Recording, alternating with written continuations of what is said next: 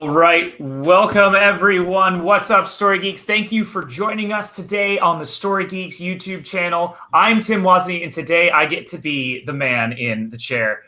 Today we're going to be talking about The Haunting of Bly Manor, and I got to toss out a spoiler warning. Today's podcast will cover some spoilers from The Haunting of Bly Manor as well as The Haunting of Hill House. So you want to be watching out for those spoilers. And because horror is not my personal cup of tea, joining me today are the Story Geeks podcast hosts, Sandra, Nick, and Justin. Welcome, you guys.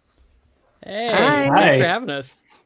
Thank you for listening in as well. The Story Geeks YouTube channel is produced by the Reclamation Society. Make sure that you subscribe for more in-depth perspectives on geek content. Justin, I'm going to hand it over to you.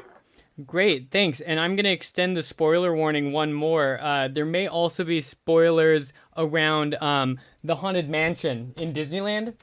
wearing that shirt representing. So I'm just saying, I don't know where the conversation's going to go. But I feel like, similar to Tim, a lot of our current Story Geeks community is not really into horror. So I just kind of wanted to start this conversation with you guys really broadly with just like, do you feel like there's anything redemptive or possibly redemptive about horror, or is it just kind of only lingering in darkness? What do you guys think? Oh, I have so many feelings about this. So I was reading an article. Actually, it's an excerpt from a book called "It Was Good: Performance Arts," and it's on God Loves Horror Movies. So I just want to read like a little bit of this chapter because it really spoke to me, and it's basically a more eloquent way of saying what I try to say when people are like, how can you like horror and you're a Christian? So here are just some bits. It says, whatever psychological and emotional problems some people have with the horror genre, and it is not a genre for everyone, they certainly cannot say that their sentiments are God's own. The book of Daniel reads like God's own horror film festival. The book of Revelation is an epic horror fantasy sequel to Daniel. Horror can be redemptive by reinforcing the doctrine of humanity's sinful nature. And in today's postmodern society that is so saturated with relative morality, horror and thriller stories have the ability to be an effective tool of communicating truth, as well as an apologetic for the Christian worldview. That's a lot to kind of unpack, but I just truly feel like stripping out even the theology behind it, we know that there's good and evil. We experience good and evil in the world. And so horror is a perfect example of that. And we see the depravity of humanity in these horror films, and then how we respond to that and our desire to see good win. Yeah, I was kind of thinking along a similar route, just that horror is a part of the human experience. There are horrific things that happen. You know, you can turn on the news and just get a list of horrific things that are happening in our world. And so I think it's completely a fair realm to explore. I was thinking for horror movies in particular, the big thing that I've found myself talking about a lot in the last few years is I have a pretty big filter on what I'll even take in, and it usually is based on the storyteller.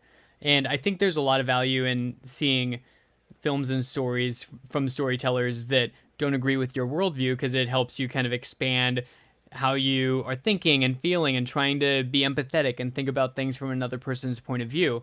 But when it comes to horror, some of that can just like really get to me. So for example, Eli Roth and Rob Zombie are two horror storytellers that I just avoid. Like I don't care, like personally, what stories they're telling. But then people like Jordan Peele and Scott Derrickson are horror storytellers that you know, sometimes truly scare me and sometimes like make me really uncomfortable, but I trust them as storytellers. And so I feel like, you know, going to the Bible like you did, you know, we trust the storyteller. But when you take God and redemption and love out of the equation, like some horror movies do, it may not be as worth watching. So I kind of answered both. Yeah. Yeah, I think people, because I've, you know, when people, if I say I've seen a horror movie or something, sometimes people say like, oh, I can't watch horror movies. I don't understand why people like being scared or like watching scary things like that. But it's, you know, I think people have it. They'll see horror movies as thing that's all it needs to do is scare you, and that's the purpose of it. And they don't see, you know, past like, that's what can attract people to it, is they like a good spook. Right. But a lot of them, especially like the first movie in like a horror franchise, which is usually like the purest form of whatever that film series is, has something to say underneath all the horror. And I think people get stuck on like the glorified version of like, you know, the Halloween 58 and stuff like that, where it's just like, how many stabbings can we fit in this one? You know? Right. Hey, I love Halloween. So do I. But yeah, I feel like that's a part of it as well. Yeah. And so I'm excited that I get to chat with you guys and kind of pull out a lot of what I feel like is redeeming and interesting about this show. And then we've had a couple shows in the past. You know, we've talked about It Chapter 1 and 2 on the podcast. So you guys had a Midsummer podcast for our Patreon supporters. And so, horror, I don't know, it can be worth diving into. So I'm excited that some of you are diving in with us. Feel free to leave comments and ask us questions, because I've got a list of questions that I want to chat about, but I'm more than willing to get sidelined and derailed over something. So just, again, kind of an intro question. With The Haunting of Bly Manor being the second season in this new anthology, which season did you guys prefer and either find more compelling or scarier between The Haunting of Bly Manor and The Haunting of Hill House? I personally am more partial to Hill House, just because it gave me everything that I wanted and liked, which is a lot of spooky and a lot of story, a lot of character-based story. And like they balance each other out like perfectly. in that season. And Bly Manor does a really good job on both sides of like the spookiness and the character driven stuff. But I feel like it leans a little more towards the character driven side of it. And for me, the characters, I liked all the characters in Bly Manor, but I loved all the characters in Hill House. Yeah. There's something about Hill House that the time that you spend with those characters, the individual issues they have, just really pulled me into each one of them, which is hard to do. Usually it's like you have one or two characters that you really love and you really latch onto, but like every single one of the characters, every member of the family, yep. You can totally see their points of view, why they act the way they do, the outlook on life that they have, all based on the experiences they had in that haunted house. And you just like want to hug all of them, you know? and you want to do that sometimes in Bly Manor too. It's just, I think, just to a little lesser degree. Yeah, I'm with you, Nick. I much preferred Hill House. I feel like, first of all, for the whole reason of watching the show, Hill House was much scarier. Mm-hmm. The ghosts, and this was a big thing for me, the ghosts in Hill House are extremely subtle. So I actually had like an article that I would go through episode by episode and be like, oh, okay, so this is a screen cap of when a ghost appears. Oh, there it is. And you would see it like just a little tiny bit of its face. And that was really scary because it's just a regular conversation between the family, but there's this ghost in the back. Yeah. With Bly Manor, there'd be like a soldier just like, hey, like just standing, just standing pretty blatantly in the background.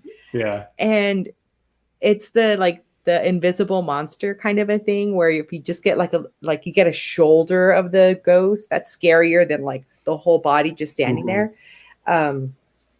So it wasn't as scary.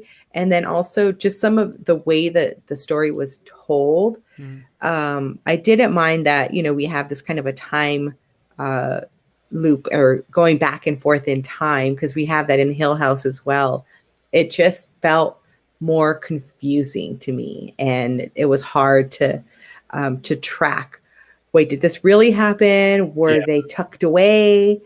So for that, I felt like we didn't get resolution in the same way that we did with Hill House, and I can dive into that a little bit. That was one of my favorite things about Hill House was it was a very subtle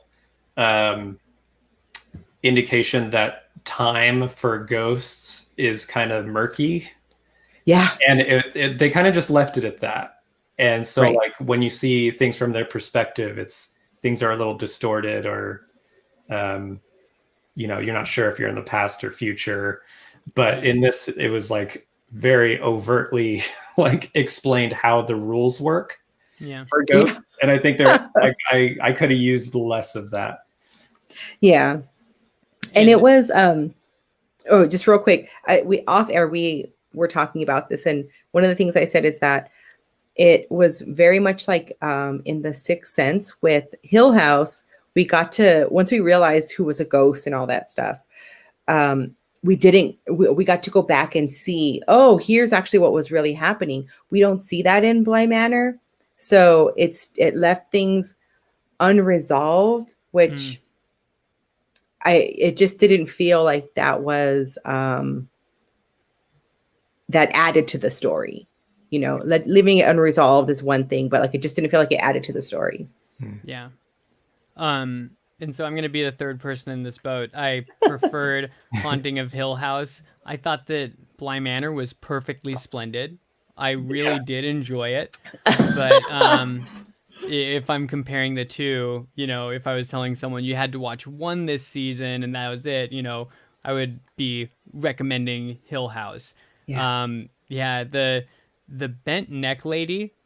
Oh my gosh. An incredible example to me of how Hill House was both what you were talking about, Nick, scarier, and I felt more connected to those characters because that single example, goes so deep. So, but as long as we're talking about the two seasons, there were a lot of similar themes and lines and even faces from The Haunting of Hill House present in The Haunting of Bly Manor. I don't know, what was your favorite? What was the thing you kind of walked away thinking about? For me, it was how people deal with guilt. The big thing in the show. I felt like with the Uncle Henry, it was a very literal example of like somebody who has to live with themselves. And he is very much living with like basically a ghost of himself, where that's the manifestation or apparition of all the bad things that he's done, and how he has to overcome that. And each person has like something. Like Danny has something she feels guilty about, and it's a hard thing. Like when you feel guilty about something and you feel like you can't fix it or resolve it in any way, and it's just becomes about how do you move on from that thing. Like if there's no one left to forgive you, how do you keep going? And that's something I thought was pretty poignant about that season. Yeah. I felt like there was, I mean, in addition to that there was a lot of conversation about love and about loss and how we kind of interpret that, because like Henry and his sister-in-law believe that they love each other, and so they have an affair, and she has a child with him, and that from their perspective is love, but it really isn't love. Same with Peter and is it Jessica? Rebecca. The first Rebecca. Rebecca Jessel. Yes. So yeah.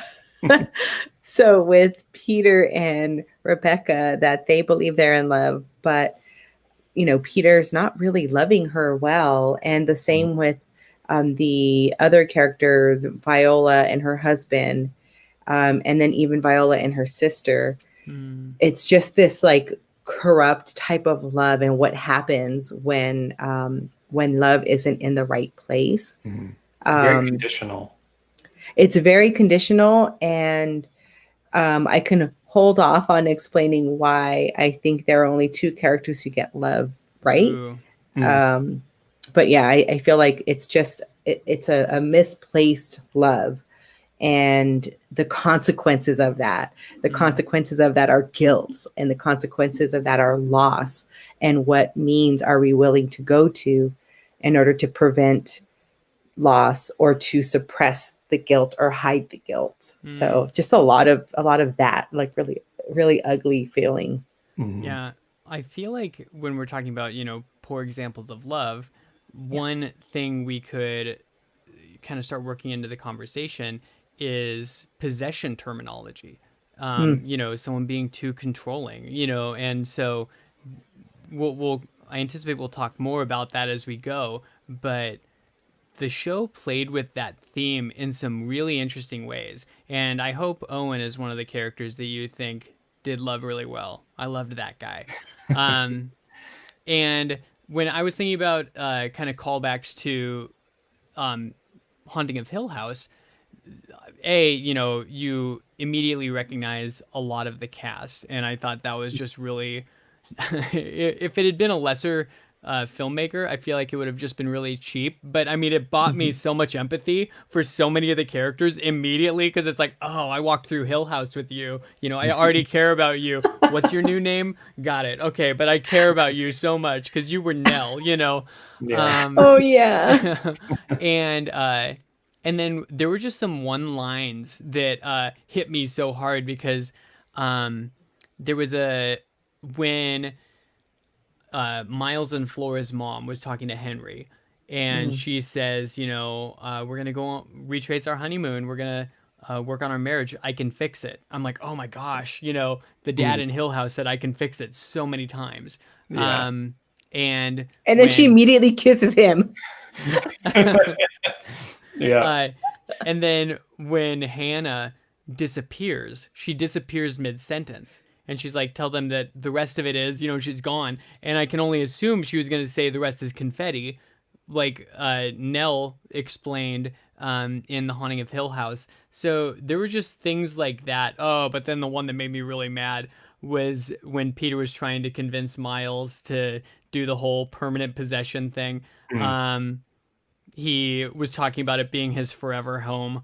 And I was like, oh that was such a horrible use of that term that I fell in love with from the first season.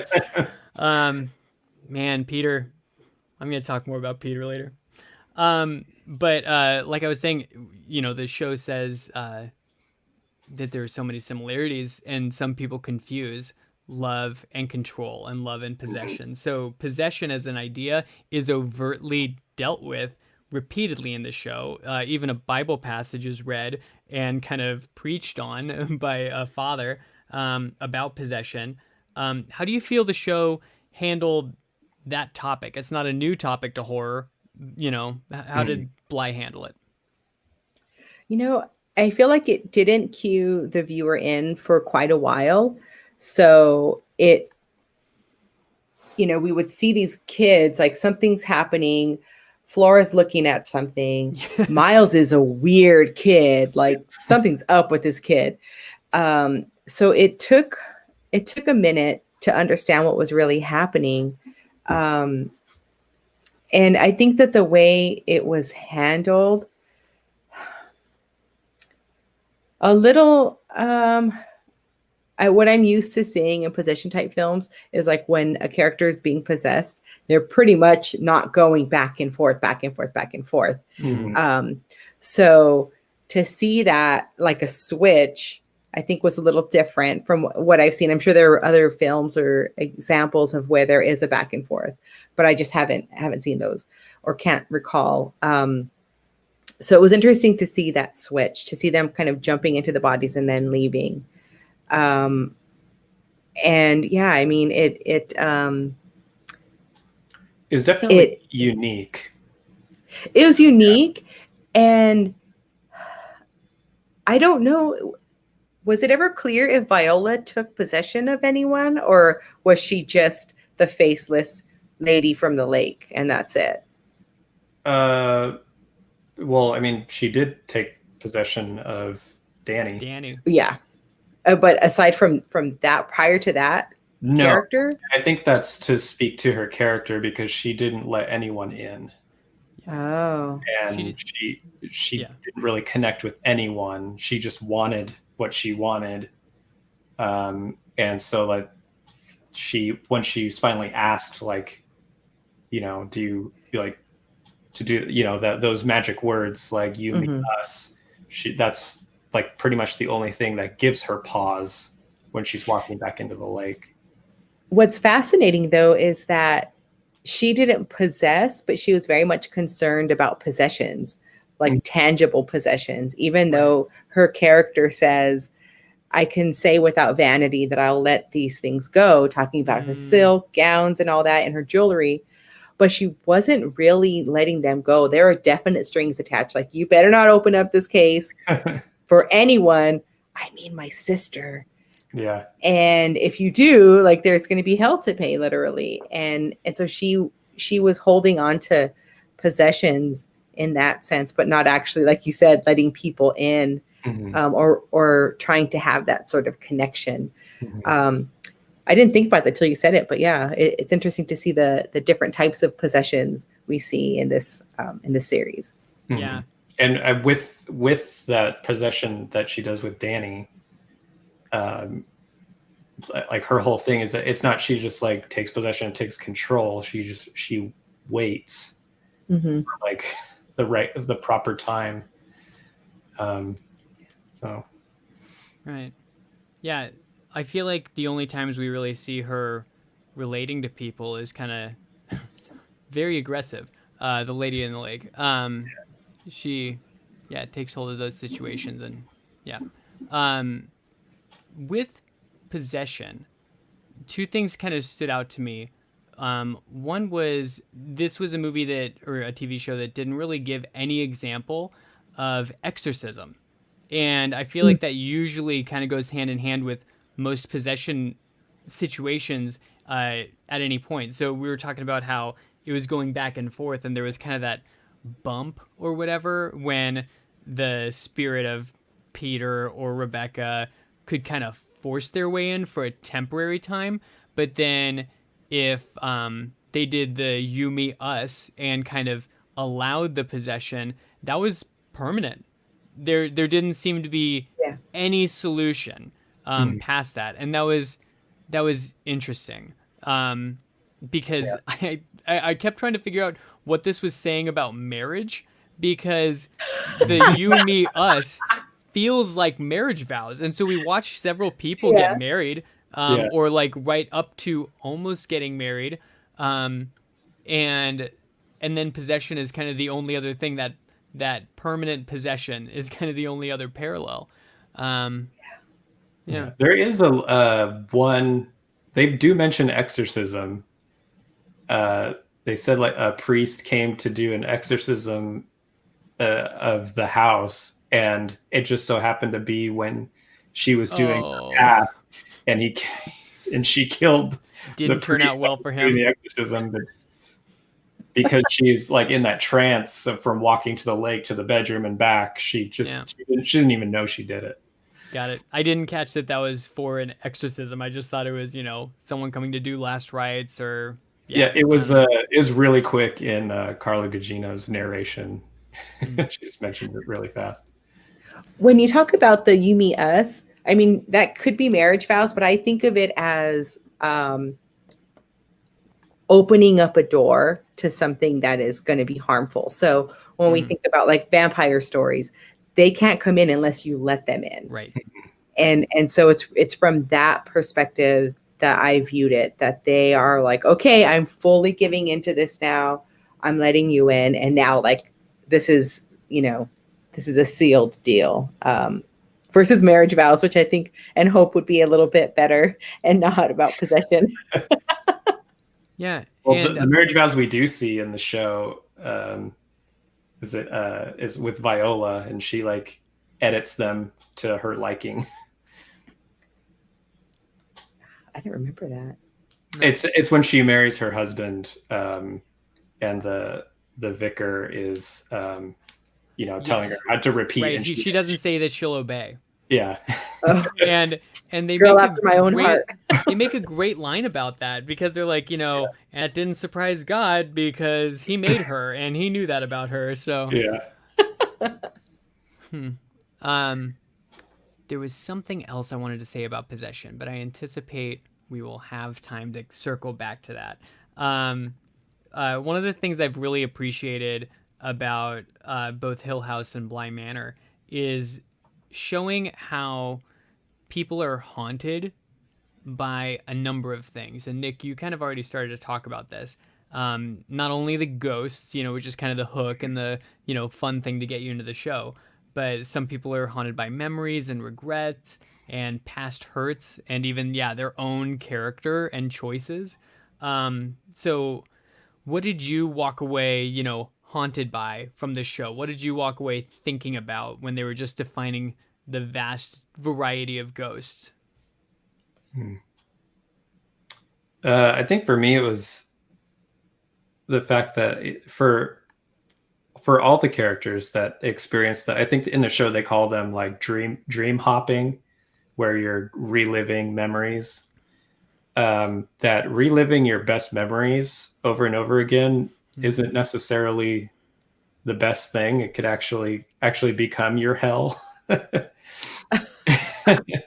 Like even like Flora, like is experiencing her happiest memories like with her mom, and it makes her sad because she knows it's not it's one thing, she knows it's not real, and she knows what happened after.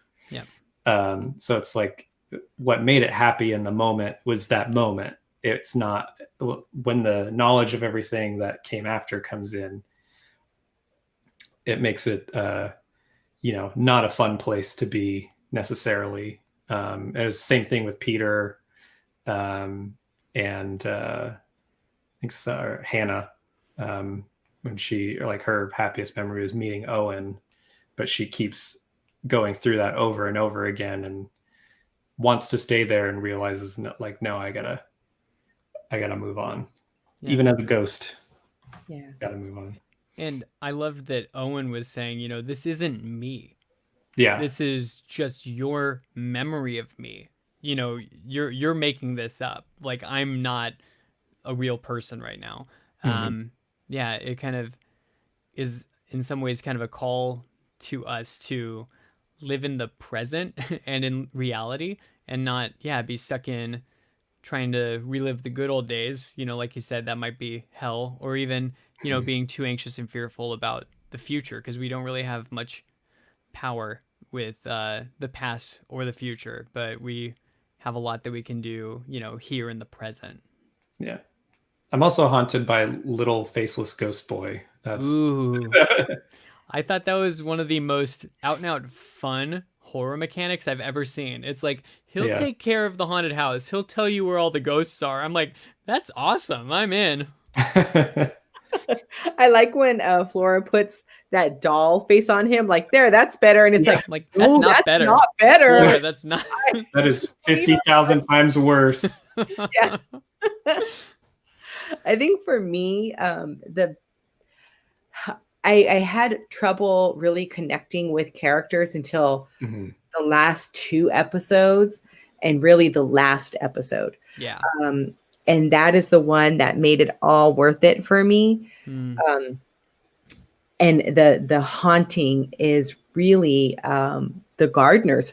What she's haunted by is such a deep longing for her love. Jamie is missing Danny so much. Every night she fills up that tub, she fills up that sink, and she leaves the door open, which is super dangerous. But that's how important it is.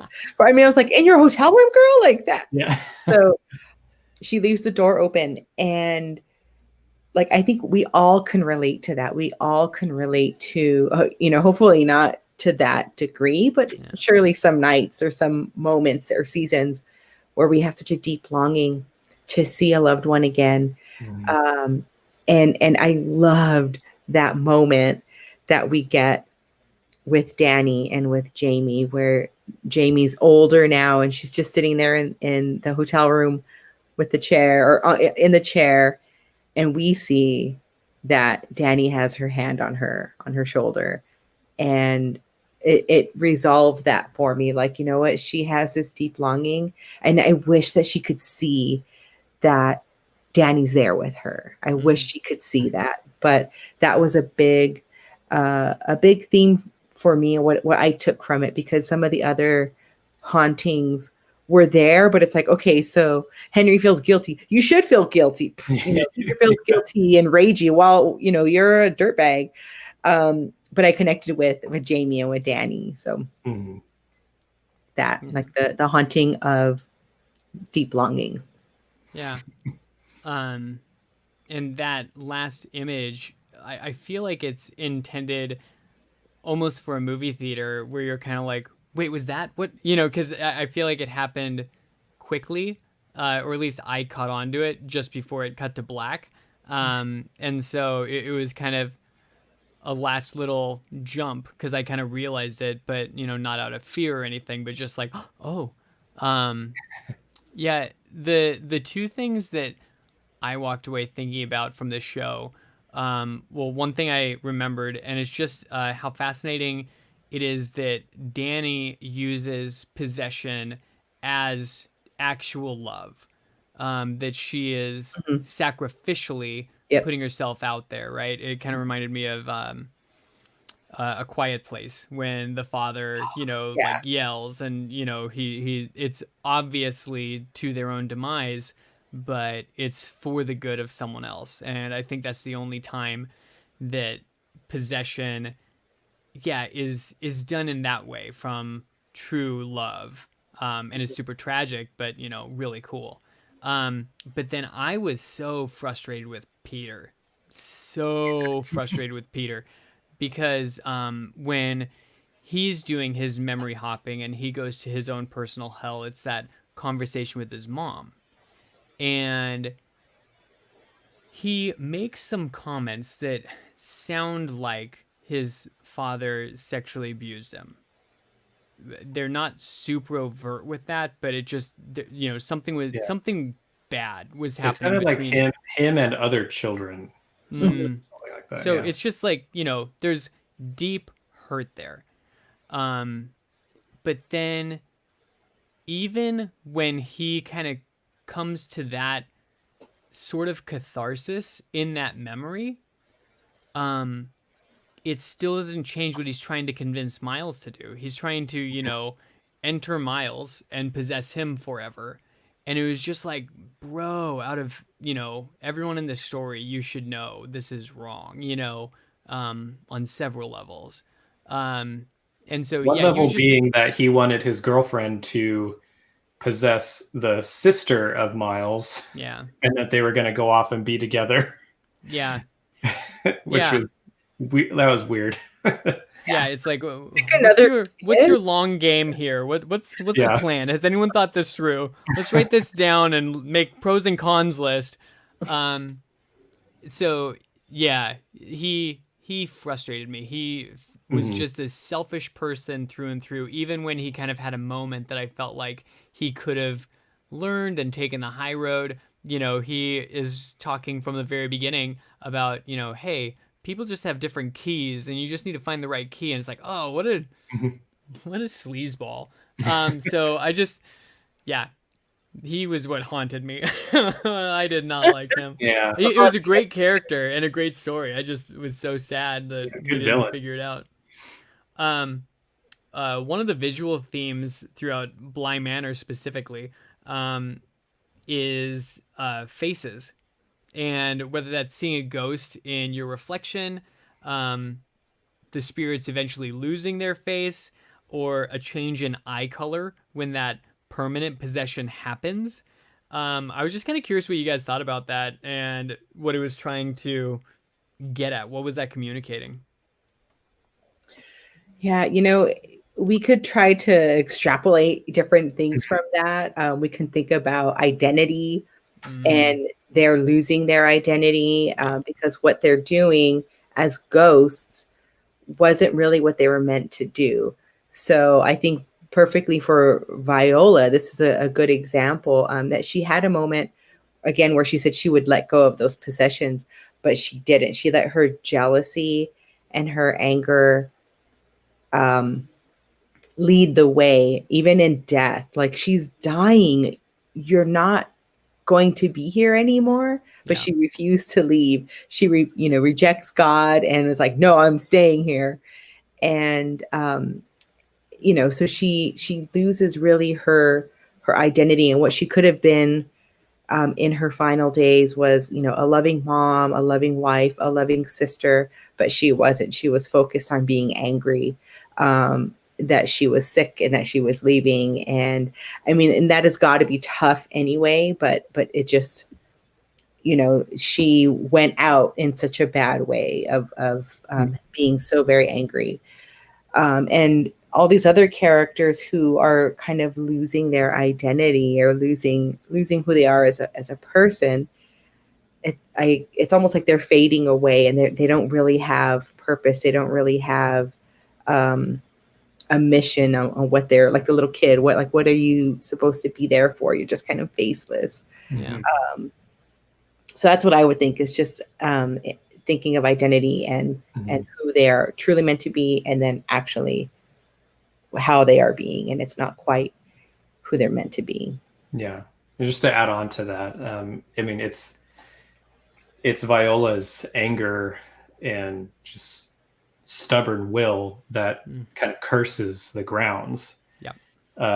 And that's what keeps anyone who, like, she didn't even have to kill them to keep them there. It's just anybody that died on the grounds was sucked in by her anger and just resentment. And I think that's, like you're saying, Sandra, it's like they're not able to do what they're meant to do, and so they're just stuck in this stasis where they're there for so long that like they're forgetting who they are, and they're forgetting that everything about their life really, and they're just like these husks that are just standing there like touching like their faces as they're fading away, until it's completely gone, and then they're just kind of there. They're not doing, I mean, you see, if you're looking in the background throughout the show, they're just kind of standing around. Yeah. It's very much like Gollum and Smeagol. Yeah, and there's no way for them to move on until that kind of curse is broken. And that's the only thing that can undo the possession as well, is for that curse to be lifted. Yeah. And that's how Peter has his like pretty much his only cathartic moment is once he's finally separated from Miles, he's like, oh, I'm sorry. I'm really, really sorry. And then they kind of are able to all move on. Yeah. But yeah. Yeah. At the very least, I thought it was a cool visual. I hadn't seen that done thematically. Like I've seen some monsters and ghosts that kind of look similar throughout, you know, I can't even remember exactly where, but that was done more intentionally and as a story element. And I thought that was pretty cool. And as you were talking, Nick, I was almost just kind of feeling, as both of you were talking actually, if we could draw some somewhat hyperbolic parallels to this time that we're living in when people are so, socially distanced from each other and alone. How many of us are experiencing some lack of identity or kind of forgetting who we are just because so much has changed in the last while? Yeah, and this show was made before COVID-19, so that wasn't something that he was overtly trying to explore. But when you guys were talking about that, I was just kind of imagining a lot of people are experiencing some parallels, just kind of having less to do and less drive and less purpose. Yeah, so maybe the lady in the lake is the cause of COVID-19. We'll look into this. Well, the plague did make it to Bly Manor. Did. Show. But I think you bring up a good point, because it's not only kind of where we are, we live in this culture where being productive equals being valued. Yeah. And some of us can't be productive because we're furloughed or we're laid off or, we're just, things have shifted. We're not going to school. Things like that. Like it equals no value. Like that. It doesn't, but we view it that way because we're so conditioned to feel like we have to constantly be productive in order to be of value. So we've lost our own identity, but we've also lost seeing identity in other people, which is why we have such very cruel behavior that how people are treating each other, not only in social media, but on the streets. And there's a lack of identity. There's a lack of like, oh, you're a person, so I'm not going to scream these slurs at you and tell you, X, Y, Z. It's just kind of all around lack of humanity in ourselves and in others. And it's really sad. And I feel like the 8th episode, the black and white episode, highlights a fair amount of what you were just talking about. Not so much the tension between different people, and the slurs and all of that, but just people missing the point of all of it. Both of the sisters at different times are so much more concerned about their possessions and their wealth. And I think we could argue that the husband that they both share at different times is kind of seen more as a possession by both of them than another human. There are rifts in the family when Viola's alive. She's not connecting with her daughter well. And she's so angry, and so holds on to her dresses and her necklaces and everything so tightly. But it's like, man, if you had put that much energy into your relationship with your daughter, how would the story have gone differently? So measuring ourselves by productivity or possessions, ultimately leads to dehumanizing someone, whether it's ourself or others. Yeah, for sure. Mm-hmm. I didn't have any notes on that. Those are fun. Those are interesting things to talk about. Yeah. So, which character arc or storyline did you guys find the most compelling, or frustrating, or kind of whatever word you want to put to that, in Bly Manor?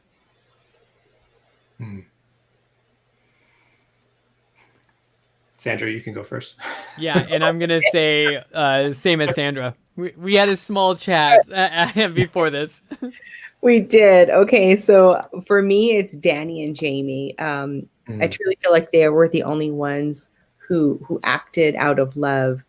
In the beginning, we know that Danny has left some situation, and we're not sure what. And we know that she's struggling with being haunted by this figure.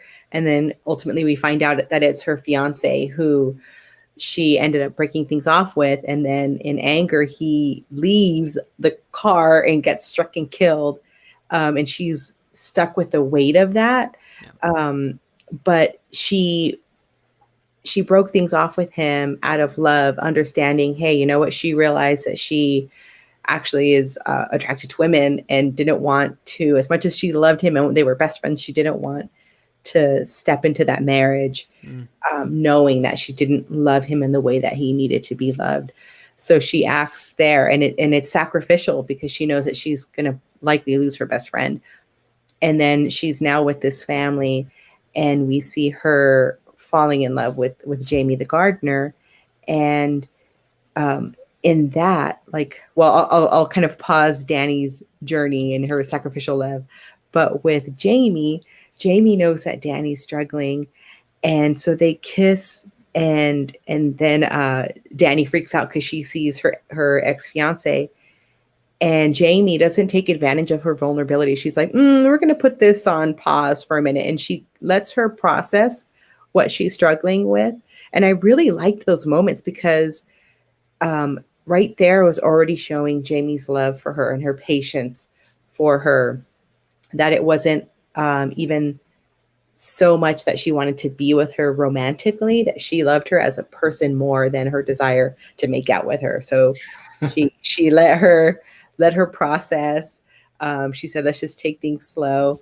And then when Danny ultimately got possessed by Viola, and Danny's like, I'm going to be taken over at some point, Jamie was very patient in saying, like, one day at a time, and I'll walk through this with you together, and we'll live as much life as we can together. And then as soon as Danny knows that's it, the scales have tipped to Viola's favor, she pieces out, and she goes into the lake, and she ends the cycle, which is so brave of Danny. She ends it, even when Jamie's like, please, like, you, me, us, let's just be together. She is so sacrificial in that, and is like, no, I can't do it. Like, I mean, we don't hear her say that, but we know that she has the power to do it, and she doesn't do it. And to me, that spoke to really, like, when we think about loss and we think about the person who has gone ahead of us, that if they had the ability, they still want us to live. They want us to go on, and they don't want to possess us. They don't want us to sacrifice our life so that they can have us. And I thought that was so powerful to see, like, even as desperate as Jamie was to be with Danny, Danny's like, no, like, this is where I am, and you need to be here. And so their whole love story, even though it largely unfolded in the last episode, that to me was an example of sacrificial love, and love that was done well. And I came out of nowhere, but as soon as like that end scene, that end shot, I just started crying. And then the credits are rolling and I just like kept crying. It was so beautiful. So those two characters are it for me. Yeah, I wanted you to go first because I was afraid I was going to say the same thing, and I would have. So I just want to go a different route so we have some variety. But like with it's very short. It doesn't really span the whole show. But with Hannah Gross, who's the housekeeper at Bly Manor, just how.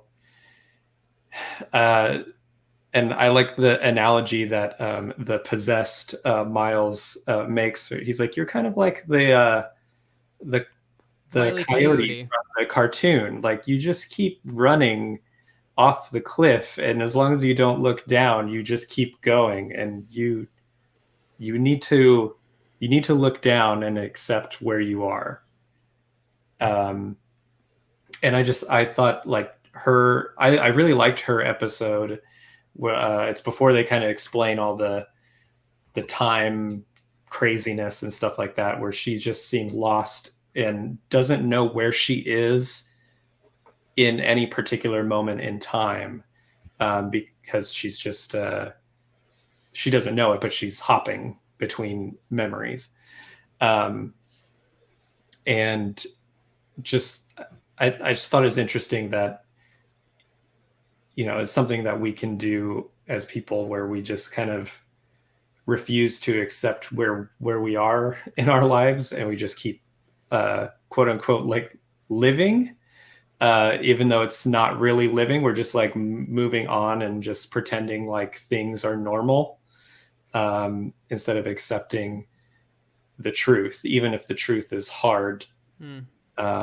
And there's so many reminders out there what the truth is. And for Hannah, it's the cracks in the walls that she notices the same crack pattern, like in a kitchen at Bly, like on the wall of the church, and I think on one of the bedroom walls, which turns out to be the last image she actually saw when she passed. At the bottom of the well. So it's not all of the show, but I thought that was just tragic because I feel like she was one of the good people, really, and that just befell a terrible fate at the hands of a ghost. Yeah. But yeah, I just felt really bad for her. And I'm glad that she finally looked down, even though it was hard, because then it allowed her to not only move on, but protect the people that she loved. I wish she and Owen had more time to be in relationship with each other, whether that was just a deepening friendship or a romance. I really liked both of them for each other. I loved that she made him shepherd's pie the day of his mom's funeral, and that she extends him so much grace in the grieving process that he's going through. And then I think Owen's a really good guy, and he's also an interesting example of what we'll get to in a minute, of just how do you move on from loss. He describes Bly as kind of a trap, a gravity well that people get stuck in. And we learn, like we've been talking about, that's, an analogy for what's happening with the lady in the lake. But then he does go on, he has a restaurant of his own, and he has Hannah's picture up in the restaurant, but he's moved on. He's kind of taking that bit from the past and continuing on and honoring, that she would have wanted him to keep going and live a life. So for me specifically, my favorite character arc is Jamie, the gardener in particular. Pretty much for everything you've already talked about, Sandra, but I love that the first time that we really get a sense of who she has that great monologue about why she doesn't feel it's worth investing in people. They'll just hurt you, they'll leave you, and it's not really measurable the way that gardens are measurable. She knows what she'll get out of the effort that she's putting into the gardening, and it's not that way with people. And she walks through her past hurt, and you're kind of like, I get why you'd believe that because of everything that you've been through. And for it to end in a place where she chooses to love Danny, not only in kind of a hopeful way, but in a way that, she knows where it's going to end. She knows that it is going to end and it's going to end in tragedy. And she still invests, and she leans in, and she's vulnerable. I'm reading through a book right now by Brene Brown that is talking about vulnerability, and that there's some kind of belief that sort of holding people or relationships at an arm's distance is sort of protecting ourselves, so it won't hurt as bad when they're gone or when it's over.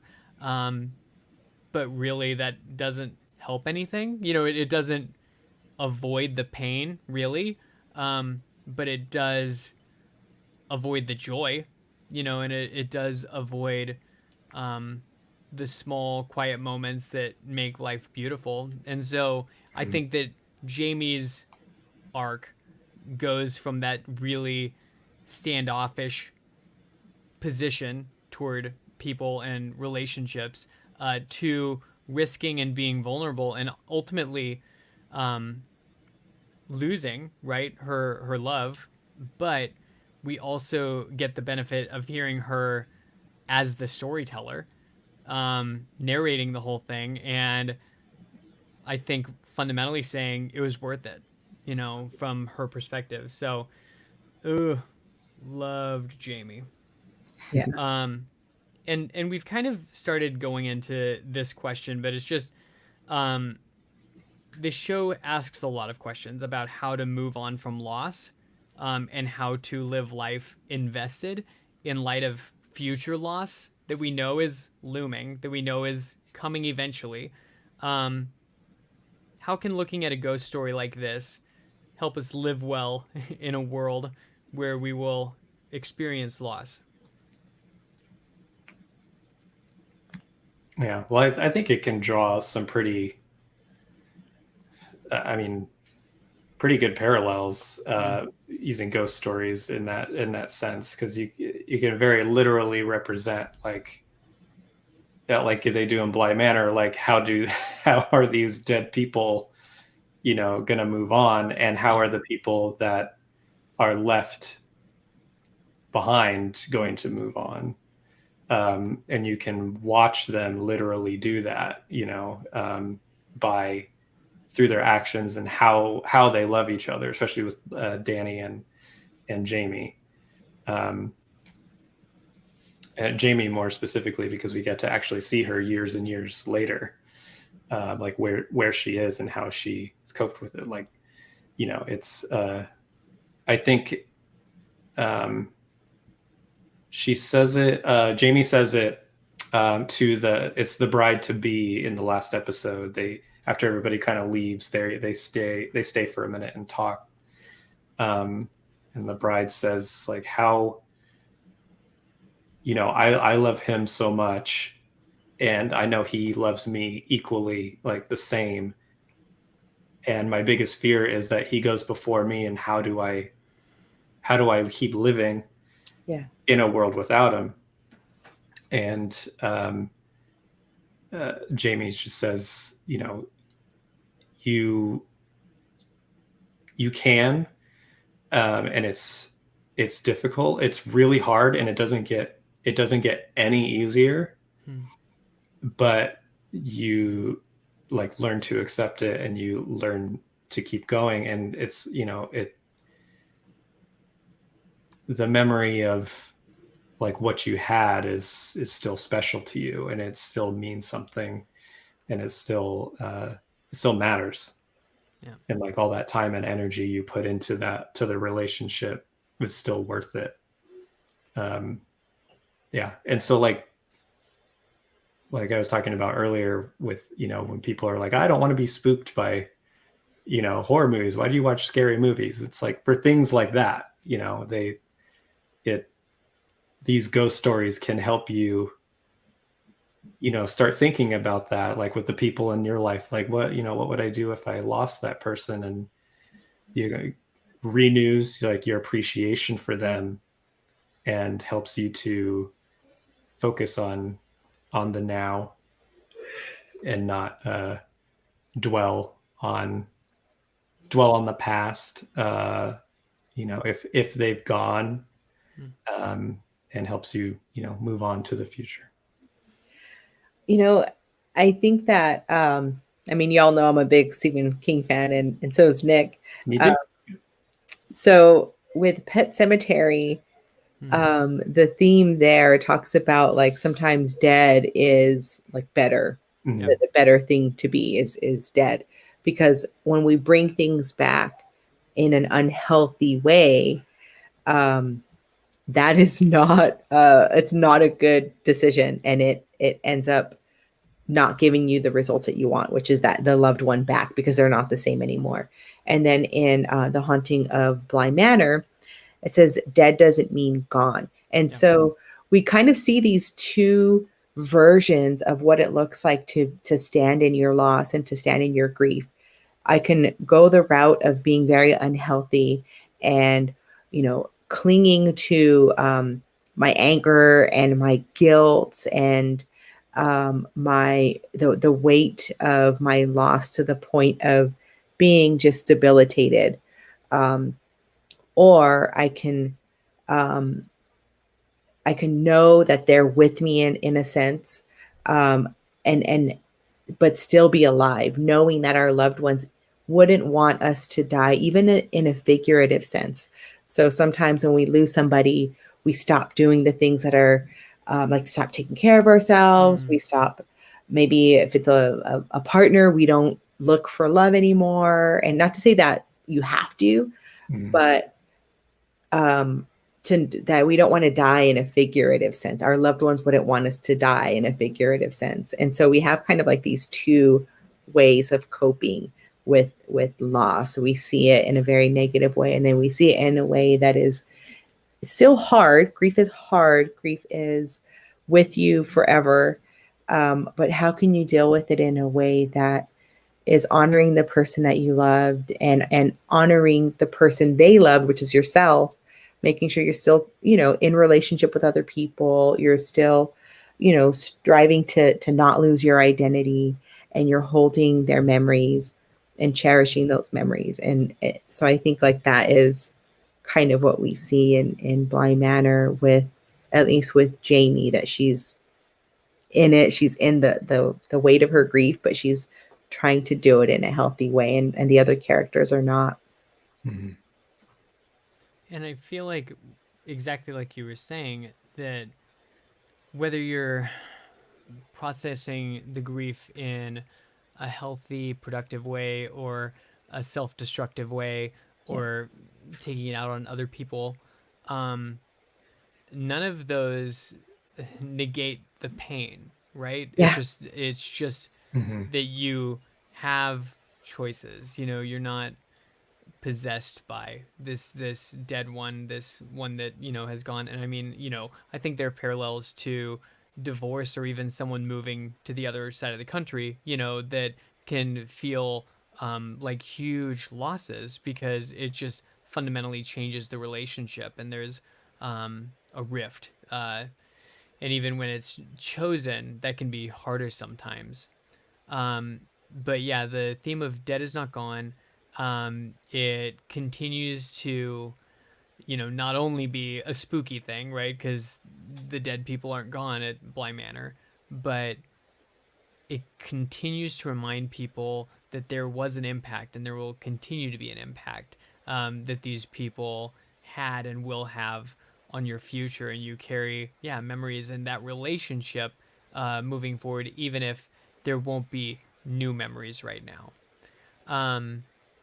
The first season, Haunting of Hill House, I think dove more into the idea of loss and grief and processing, And so, yeah, if someone's watching this and gotten this far and still hasn't seen the first season, they should go back and watch that.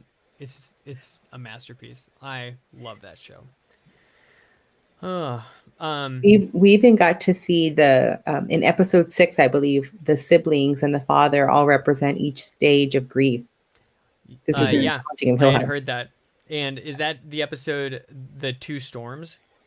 Yes, that is the one with like 5 long takes. Yeah. Amazing. Just for like how The well crafted and filmmaking. choreographed that was, and having like these little hideaways where they can go from one set to another in the same take. Yes.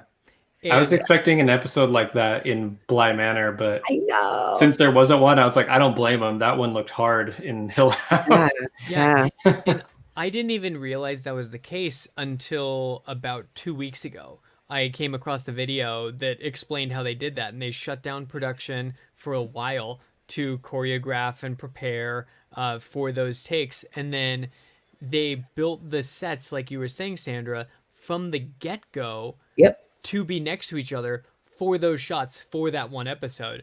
And that episode, someone made the comment to me that it felt like a play. And it's, high drama and a lot's going on, and it's wonderful. But then when I found out how long some of those shots actually really were, even though they seem impossible, because they had done so much planning, it brought you into it on a different level. So yeah, there was nothing quite like that in Bly Manor for me either, Nick. So and you're right, you can't blame them. They kind of nailed it. Yeah. I don't know about you, Nick, because I know we both kind of well, you did a little bit more, but I was going to school for like a film major, and I'm a big sucker for long takes. Like even if it's a fake long take, because it's like they cut it such that it looks like it's one long take. I'm just such a sucker for long takes. Yeah. Well, there's something about it that makes it feel not just more like intimate, like you're in the scene, but it it enhances your believability of what's going on, because when everything is happening in camera and scenes are changing in camera, and especially like in Hill House with the there's ghosts that pop up here and there that like from one side of the room to the other, and that's a lot of like choreographing they had to do. So yeah. When you're talking about long camera shots, I think of Nick Cage's movie Snake Eyes, and I think that was the one I had in mind, because it had a fake one. It had a cut, but at least one cut. Like his back or something. He the TV, when they pan over to the TV, that one is a cut too, I think. Oh, got it. And I think that was the best part of that movie, the opening. I know. The opening like 20 minutes or whatever. It's like, cool. Look at stay tuned for our Snake Eyes podcast. Yeah. So one question that I kind of wanted to throw back over to you guys, when after everyone leaves Bly, when Danny is possessed by the lady in the lake, they go to Owen's restaurant, and he explains to them that Flora and Miles don't really remember much about it. They have vague memories. They know they live there, but they don't remember the details that we just lived through with them. And there's kind of a question of like whether they should tell them or not. And then that's ultimately resolved when we learn that Jamie, the gardener, is telling Flora, who is now a bride-to-be, the entire story. And she chooses not to say, and you're the little girl, or like kind of hammer it over the head that this happened to you. And I was just kind of curious if you guys kind of agreed with her choice. If you would have just said, let them be. If they don't remember that, man, what a blessing. Or if you would have, kind of taken them to therapy and tried to say, like, here's everything that happened. Where would you guys have gone on that? Go ahead, Nick. I don't know. I mean, I think a way, like, I guess, of having a best of both is like having Jamie tell the story, and it's like they're still they will glean what they need to learn from that, from, you know, even though like they might not remember it happened to them, they hear the story of it, and they can still glean like the lessons that they needed to learn from it, and apply it to their own lives. And I think Flora kind of takes that to heart, in the end, because I mean, she takes that minute to keep talking to Jamie. But yeah, I don't know if I would overtly go like, and now I'm going to tell you the story about how you guys got possessed by ghosts and you almost drowned in a lake. But I think, yeah, just Jamie telling the story and not telling them it was them, was perfect. Yeah. That was a good way of doing it. Yeah, I agree. I first, you know, I think it is maybe an unintentional nod to the fact that kids are very resilient and they are very good at preserving their worlds. I like that they forgot, because we saw in Hill House they didn't forget. They didn't remember entirely, but they didn't forget. Like they knew a lot of they were aware of a lot of the bad things that happened as children. And so you see a lot of, you know, issues with Theo. You know, she's not able to touch people because of like her ability to feel and know who they are, and so she uses that sparingly. But it's a lot of torture for her. It's a lot of torture for the one brother who ends up just constantly in rehab. Obviously, it's a lot of trauma to process for now. So I like that we don't see that the kids are able to grow up and hopefully be productive members of society. Although we talked about you don't have to be productive to be valuable. So valuable members of society. Just happy people.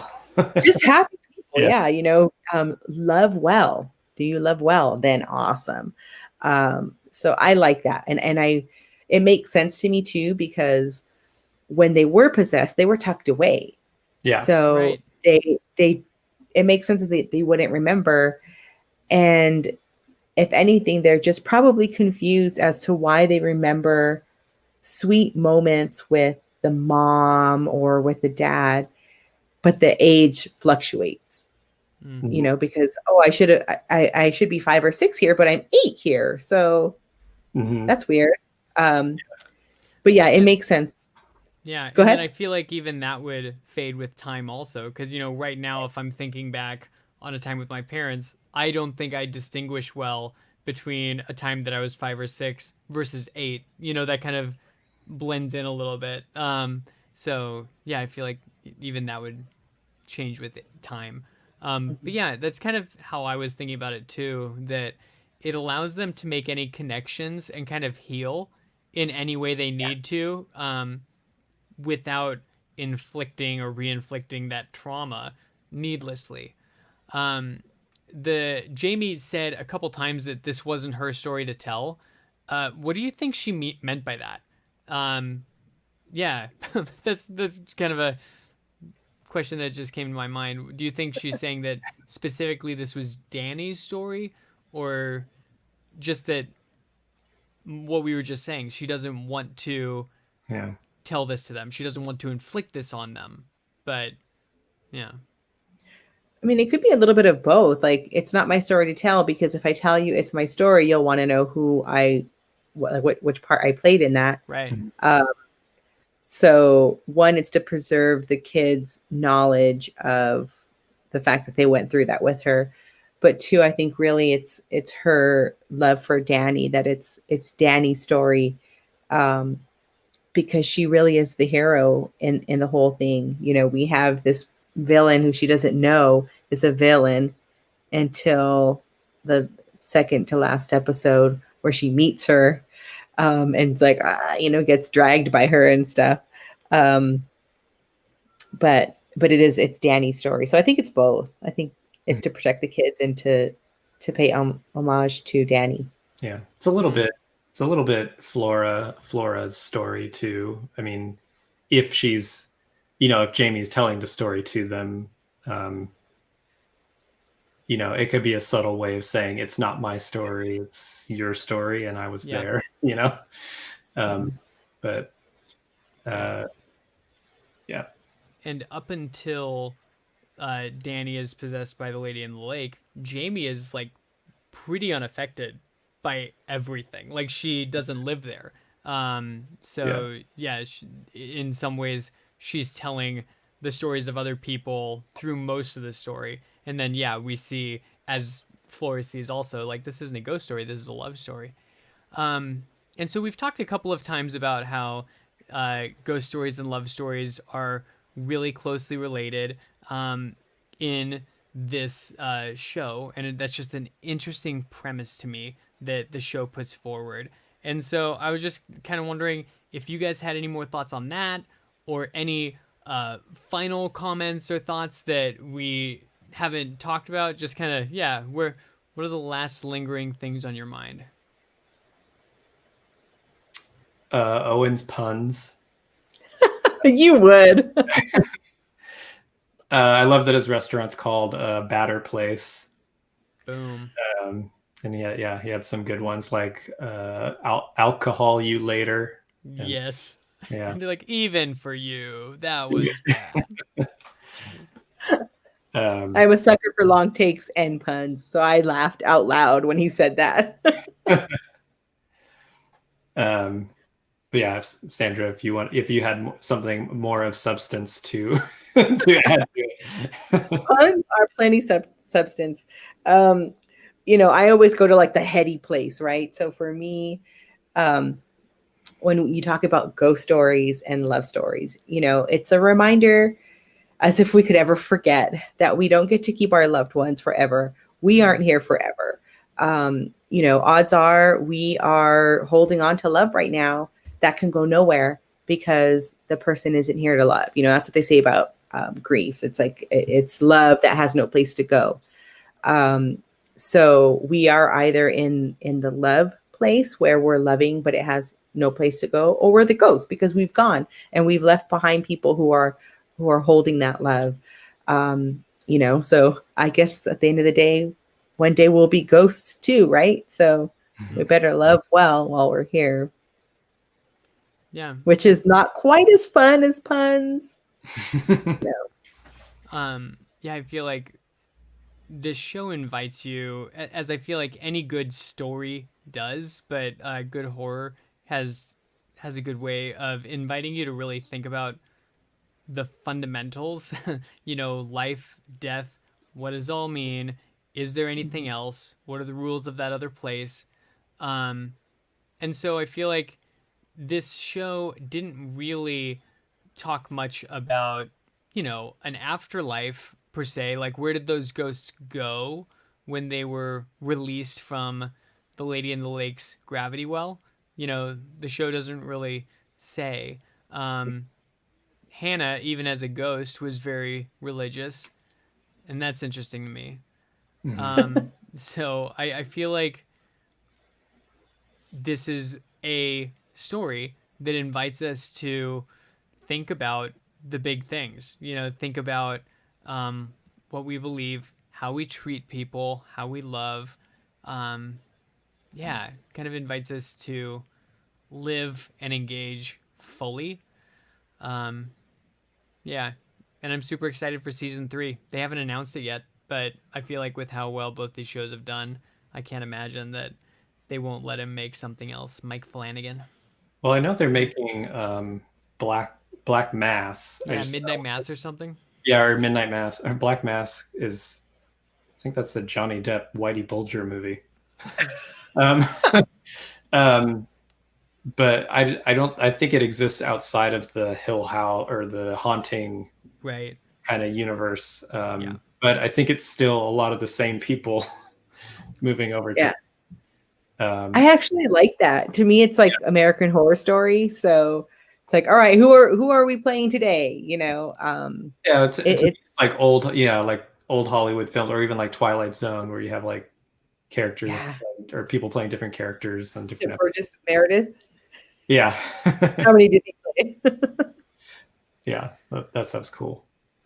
Well, I feel like this is the time that we should summon Tim back. now that we're done talking about all the spooky stuff, and he can give us right the snap. And so Tim, I was honestly curious if you had any thoughts or reflections from our conversation or anything that was haunting you. Yeah, I think even though I am not a horror person for the most part, I will say I love Jordan Peele's stuff. But more traditional ghosts, demons, paranormal stuff, that is not my normal cup of tea. But I do think in daylight hours outside, like having a picnic, I am going to push myself through this show because it sounds fantastic. Yeah. I'll say season 1. Start with season 1. Yes, I will. Yeah, you could. I mean, in the daylight with the picnic, so you're basically talking about Midsummer. All right, Yeah. that's next time. Have it so far away from my wife fixating on it while I'm trying. So. Scary horror movies and stuff like that. And when I was wanting to watch Bly Manor, you know, I usually watch stuff at night, and she's like, "You want to watch this at night?" But she was actually able to watch pretty much the whole show at night. I would say this, like, Bly Manor is not as like spooky as Hill House. Hill House definitely has got the more of the horror and vibe. Bly Manor, I feel like I would say is way more character driven, and it really like humanizes the ghosts. Yeah. They're ghosts in a gothic romance. It's not horror forward.